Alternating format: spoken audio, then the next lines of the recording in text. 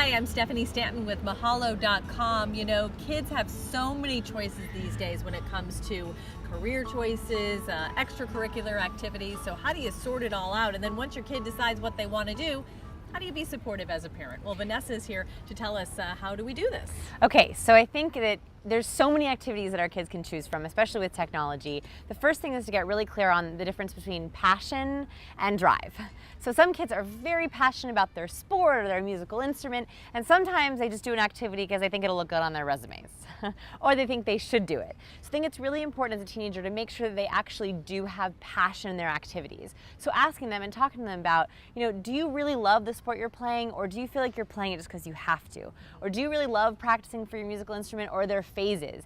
Getting them to sort of realize what they love and what they don't is also an important skill for later in life, so they can find what they really are passionate about. What if they want to do something and you're just not thrilled about it as a parent? Okay, so there are definitely activities that you might not love. Like, for example, one I can think of is skateboarding. I have parents who say, my teenage son, all he does is skateboarding. Every Christmas he asks for skateboards. He's always outside doing it. I love that he's passionate, but I think that he's hanging out with a bad group of kids, or I think that there's some other, smoking a lot happens after their skateboarding. So that's one of those activities that you really want to tell them, look, I love that you're passionate about this, but I'm also worried about the drug issue. I'm also worried about what you're doing. And be really honest and say, look, I want you to be passionate. How can I be sure that you're skating and you're loving that, but you're also not dabbling in the other things that concern me? I think always it's better to be transparent with these kinds of things. Otherwise, they feel like you're not supporting me. And that would be the worst thing. When kids feel like they're not being supported, they can really lash out in other ways.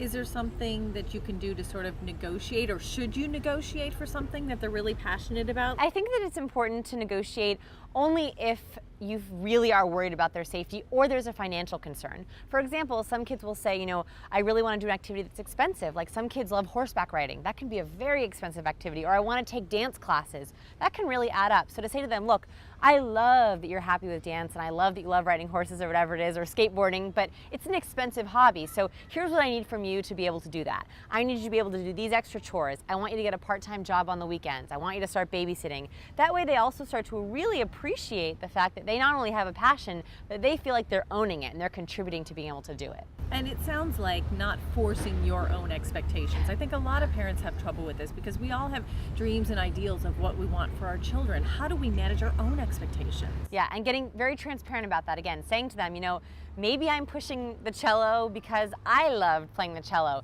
Am I wrong about that? Is there something that there's like another musical instrument or something else that we can try? A lot of the time teenagers really respect when parents are open and honest about their own projections. All right, great. Thanks a lot, Vanessa. And if you would like more information about any of the topics discussed here, you can go ahead and click on any of these links, or you can subscribe to Mahalo Parenting, or go ahead and send us an email at requests@mahalo.com. Thanks for watching.